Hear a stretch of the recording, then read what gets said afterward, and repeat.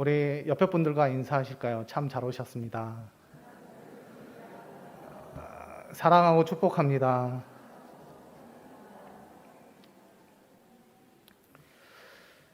오늘은 마음을 넓히라는 제목으로 함께 은혜를 나누려고 합니다. 우리의 마음 가운데 늘 하나님 계시고 또한 그 하나님을 인정함으로 하나님 앞에 더 가까이 갈 수 있는 우리 금옥교회 성도 여러분들 되기를 간절히 소망합니다. 제가 한문을 한번 보여드리겠습니다. 한문 사자성어인데요. 혹시 이 말이 무엇인지 한번 읽을 수 있는 성도분이 계십니까?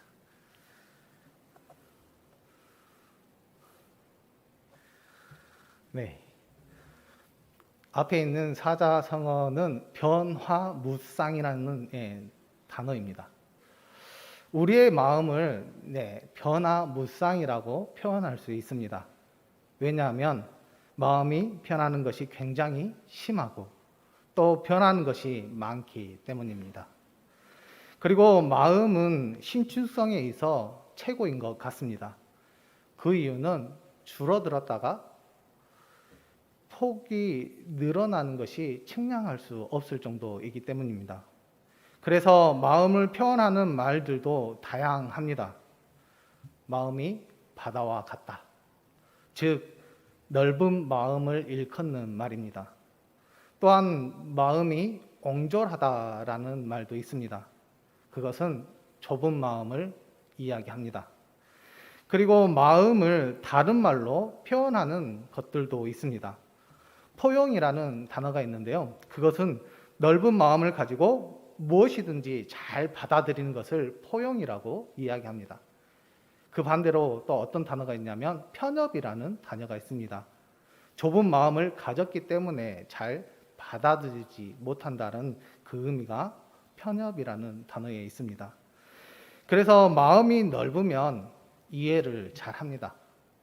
마음이 넓으면 다름을 인정합니다. 하지만 마음이 좁으면 오해를 잘합니다. 마음이 좁으면 차이를 지적합니다. 그래서인지 자기를 소개할 때마다 마음이 넓은 사람은 자신이 마음이 넓다라고 이야기를 하는 반면 또한 그렇지 못한 분들은 넓은 마음을 가졌으면 하는 바람에 이렇게 이야기하는 분들도 있습니다. 하지만 마음의 변화무쌍함 앞에서 혹시 당황하신 적이 있으십니까? 마음의 신축성 때문에 답답해 보신 적이 있으십니까? 그만큼 마음을 다스리기가 어렵다라는 그 의미를 가지고 있습니다. 그래서 말씀 잠언 16장 32절의 말씀을 보면 이렇게 말하고 있습니다. 자기의 마음을 다스리는 자는 성을 빼앗는 자보다 나으니라. 마음을 다스리는 것이 얼마나 힘들고 어려운지를 잘 말해주는 것 같습니다. 결국 마음을 잘 다스리는 자가 진정한 용사이며 승리자입니다. 하지만 좁은 마음을 가지고 살아간다면 어떤 일들이 있을까요? 자신에게는 부담감이 생깁니다. 그리고 주변에 있는 사람들에게도 결코 유익하지 않습니다. 어찌 보면 삶의 주변에 일어나는 모든 문제가 자신의 좁은 마음 때문에 일어난다라고 말해도 그것이 틀린 말은 아닐 것 같습니다. 예수님께서도 넓은 마음을 가지고 죄인인 저와 여러분들을 자녀 삼아 주시고 구원해 주셨습니다. 이것을 기억하셔서 넓은 마음을 가질 수 있도록 노력하시고 넓은 마음을 가졌다면 모든 사람들을 포용할 수 있는 우리 믿음의 자녀들이 되기를 간절히 소망합니다. 사도 바울은 고린도 교회와의 관계 속에서 마음과 관련된 큰 경험을 하게 되는데요. 그 내용이 이렇습니다. 바울이 제2차 전도 여행 중에 고린도 교회를 개척하게 됩니다. 그리고 그곳에서 1년 6개월이라는 시간을 보내면서 목회와 교회를 세워가는데 최선을 다해 노력하는 것을 보게 됩니다. 그가 얼마나 간절한 마음으로 사역했는지 오늘 본문 말씀 13절 앞부분의 말씀을 보면 이렇게 나와 있습니다. 내가 자녀에게 말하듯 하노니라고 말씀하고 있으며, 고린도전서 4장 15절의 말씀에서는 그리스도 예수 안에서 내가 복음으로써 너희를 낳았음이라 라고 말씀하고 있습니다.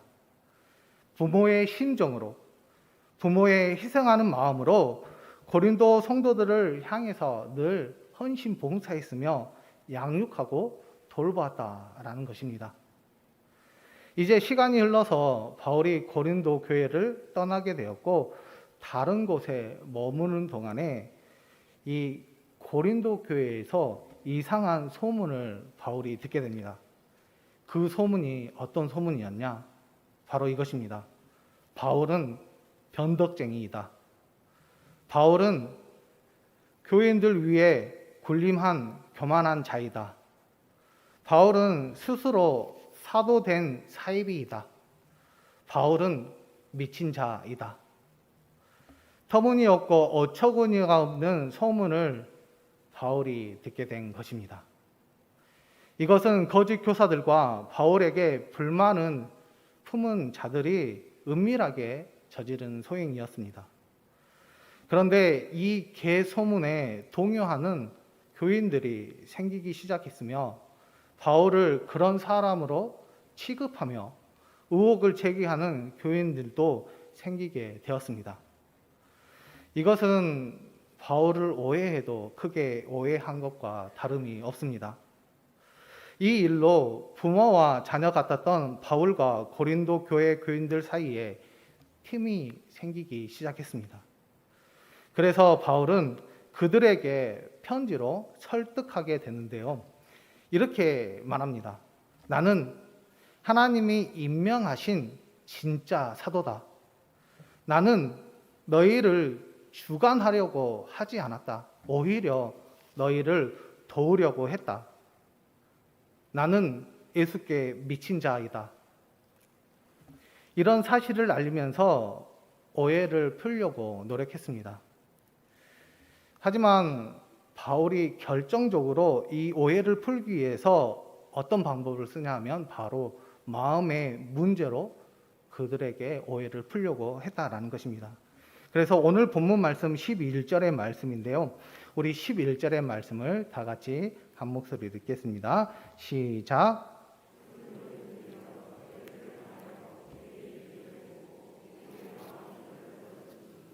아멘. 바울은 고린도 교인들을 향해 자신을 지금 표현하고 있습니다. 내가 변덕쟁이이다고? 내가 교만한 자이다고? 내가 사이비이다고? 그렇다면 내가 너희들을 용서하겠느냐? 너희들을 위해서 내가 기도하겠느냐? 아니다라는 것입니다. 그래서 나는 입을 열어 너희들을 위해 기도하고 있으며 넓은 마음을 가지고 여전히 사랑하고 있다라고 그들에게 말하고 있는 것입니다. 즉, 바울은 이렇게 말함으로 너희가 들은 것은 다 거짓임을 그들에게 강조하고 있는 것입니다. 그리고 나서 바울은 12절에서 이렇게 말하고 있습니다. 너희가 우리 안에서 좁아진 것이 아니라 오직 너희 심정에서 좁아진 것이니라. 바울은 자신의 마음이 좁아진 것이 아니라 고린도 교회 교인들이 그들의 마음에 좁아짐이 있었기 때문에 오해를 하게 된 것이라고 그들을 설득하고 있는 것입니다. 거짓된 소문보다 그 교인들의 마음에 문제가 있음을 강조하는 말씀이기도 합니다. 그리고 바울은 13절에서 다시 그들에게 이렇게 이야기합니다. 내가 자녀에게 말하듯 하노니 대답하는 것으로 너희도 마음을 넓히라. 바울은 고린도 성도들에게 마음을 넓히면 모든 것이 해결된다라고 그들을 권면하고 있는 것입니다. 왜냐하면 마음을 넓히면 진실을 볼 수 있기 때문입니다. 마음을 넓히면 이해할 수 있기 때문입니다. 마음을 넓히면 애정과 같은 관계가 회복되고 그들과 함께 할 수 있기 때문입니다. 온라인과 여기에 계신 성도 여러분들의 마음은 어떤 마음을 가지고 계십니까? 좁은 마음이십니까? 아니면 넓은 마음을 가지고 계십니까? 우리가 좁은 마음을 가지고 있다면 예수님을 품을 수 있는 귀한 분들이 되기를 간절히 소망합니다. 우리가 예수님의 마음을 품게 된다면 진실을 볼 수 있으며 이해할 수 있으며 용서할 수 있는 은혜가 임하게 되며, 또한 우리가 넓은 마음을 품고 있다라면 우리가 그 넓은 마음을 가지고 주님의 사랑을 실천하며 증거하는 귀한 분들이 되셔서 하나님께 더 쓰임받고 사랑받을 수 있는 우리 금옥교회 성도 여러분들이 되기를 간절히 소망합니다. 오늘 읽었던 말씀 가운데 오늘 제목과 같은데요, 바로 마음을 넓히라라는 말씀이 있습니다. 저와 여러분은 이 말씀에 우리가 겸손하게 받아들여야 합니다. 왜냐하면 우리의 삶과 신앙 그리고 공동체에 엄청나게 중요하기 때문입니다. 우리가 마음을 넓히라는 말씀을 받으면서 몇 가지 주제를 한번 생각해 보겠습니다. 첫 번째, 이해입니다. 이해는 다른 사람의 모습과 행동을 받아들이는 것입니다. 물론 그것이 자신의 생각과 다르면 쉬운 일이 아닙니다. 그래서 그 다름이 죄나 사회적으로 인정받는 것이 아닐 때에는 우리가 그냥 이해하자는 것입니다. 그렇다면 다름이 어디에서 오느냐? 바로 살아온 환경 때문에 생긴 다름일 수 있습니다. 또한 훈련받지 못한 미숙함에서 오는 다름일 수도 있습니다. 자신의 잘못에서 온 다름일 수도 있습니다. 그런데 그 다름 때문에 그가 한두 번 실수한다고 해서 그 사람을 매장시키는 것은 절대 좋지 않습니다. 우리는 늘 이런 고백을 합니다. 나는 하나님의 자녀입니다.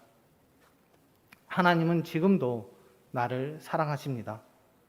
하나님께서 나에게 사명을 맡겨주셨습니다. 이런 고백이 언뜻 보면 완벽한 사람이 할 수 있을까라고 생각할 수 있는데요, 전혀 아니다라는 것입니다. 실수투성이고 속도 많이 썩이지만 이런 고백을 할 수 있는 것은 우리들의 모습을 이해하시고 참고 기다리시는 바로 하나님이 계시기 때문입니다. 하나님께서 우리의 부족함과 연약함을 이해하심으로 기회와 용서와 소망을 주신 것과 같이 우리 또한 넓은 마음을 가지고 또한 다른 사람을 이해함으로 그들에게 새로운 기회와 용기와 소망을 줄 수 있는 믿음의 자녀가 되어야 되지 않겠습니까?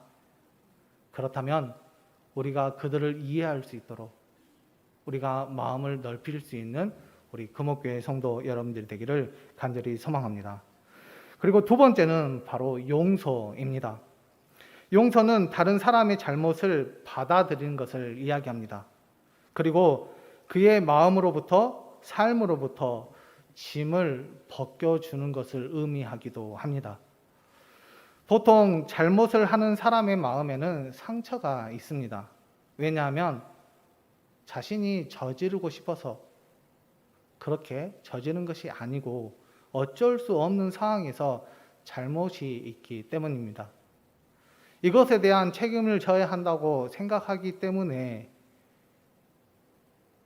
지려고 노력하기는 하지만 때로는 자존심이 상하기 때문에 괴로워합니다. 결국 어떻습니까? 용서가 이루어지지 않으다 보니까 관계가 호전되지 않습니다. 성경에서는 용서에 대한 교훈들이 많이 우리에게 가르쳐주는 말씀들이 많이 있습니다. 이미 우리의 구원의 이면에는 하나님의 용서가 자리 잡고 있으며 70번씩 7번이라고 용서하라 주라는 예수님의 말씀도 우리가 순종해야 합니다. 그리고 용서하지 않는 것은 사단에게 속는 것이다 라고 우리에게 경계의 말씀이 여전히 유효합니다. 우리가 용서는 바로 하나님을 아는 지혜이며 또한 용서를 통해서 많은 사람들에게 사랑을 전할 수 있는 귀한 행동이 될 수 있음을 우리가 기억해야 합니다. 그리고 용서는 관계 회복을 시키고 사람을 살리는 귀한 사역입니다. 용서는 공동체를 아름답게 만드는 원동력이 될 수 있음을 우리는 기억해야 한다라는 것입니다. 그래서 바라옵기는 우리가 용서를 통해서 사랑을 전하시고 관계 회복과 아름다운 공동체를 만들기 위해서 우리가 용서하는 마음을 품어서 우리가 다른 사람들을 용서해주고 또한 그 용서를 통해서 하나님의 사랑을 전할 수 있는 우리 금옥교회 성도 여러분들이 되기를 간절히 소망합니다. 그리고 세 번째는 바로 인정입니다. 인정은 사람의 장점을 인정하고 미래를 축복하는 것이며 어떠한 일에 있어 잘하는 사람이 있다면 칭찬하고 계속적으로 밀어주는 것을 이야기합니다. 또한 있어야 할 자리가 있다면 그 사람에게 양보하고 그 사람이 앉아서 일을 할 수 있도록 우리가 만들어주는 것이 바로 인정이다라는 것입니다. 우리는 어떻습니까? 잘 인정하고 계십니까? 다른 사람들을 세워주고 계십니까? 한국에서 26년을 생활한 이케하라가 쓴 한국인이라는 글을 보면 이렇게 쓰여져 있습니다. 다른 사람이 앞서가는 김이라도 보이면 철저하게 견제하고 방해해서 올라가지 못하도록 가로막는다. 그래야 자기가 올라갈 가능성이 많아지기 때문이다. 하지만 이것은 부끄러운 일이다. 함께 더불어 손을 잡고 올라가는 것이다. 잘하는 사람을 앞세우고 부족하지만 서로 돕고 가는 것이다. 왜냐하면 그것이 하나님의 영광을 나타내는 가장 확실한 방법이기 때문이다. 생태운동가이면서 목사인 최병성 목사님이 이런 글이 있습니다. 물애찬이라는 글이 있는데요. 제가 한번 읽어드리겠습니다. 이 세상에 존재하는 모든 것들이 대부분 물로 형성되어 있습니다. 그러나 그것은 작은 부분을 가지고 다른 이름으로 불려집니다. 얼음, 눈, 수박, 사랑. 그래도 물은 자신을 알아주지 않는다고 기분 나빠하지 않습니다. 사람들은 인정받고 싶어서 자신의 능력과 이름을 증명하기 위해 발버둥을 칩니다. 그러나 물은 늘 주고 그의 모습을 취하고 상대의 이름을 불러주는 것으로 만족해 합니다. 우리는 날마다 더 높은 곳에 오르기를 위해 노력합니다. 그러나 물은 아래로 내려가기를 기뻐합니다. 물은 가장 낮은 곳에 이르렀을 때 큰 바다가 됩니다. 우리가 살아가는 이 세상은 친구의 아픔과 고통을 함께하거나 상대의 잘못을 함께 나누기는 고사하고 자신의 책임마저 남에게 떠넘기는 세상입니다.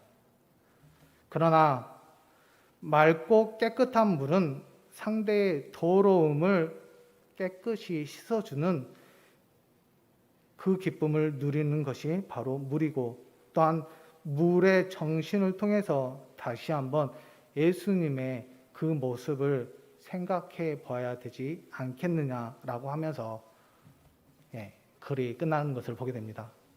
글을 통해서 무엇을 느끼셨습니까? 우리가 인정하는 거 쉽지만은 않습니다. 나보다 더 잘난 사람, 나보다 더 괜찮은 사람, 나보다 우월한 사람이 앞에 있게 되면 시기 질투하는 것은 사람의 마음인 것 같습니다. 하지만 하나님께서는 그렇게 하지 않으셨습니다. 또한 예수님께서도 이 땅에 오셔서 먼저 사람을 세우시고 그들을 인정해 주시고 그들과 함께 주의 사명을 감당할 수 있도록 그들을 만들어 주시고 함께 해 주셨다라는 것입니다.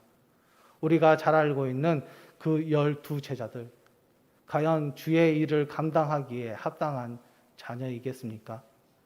그렇지 않다라는 것입니다.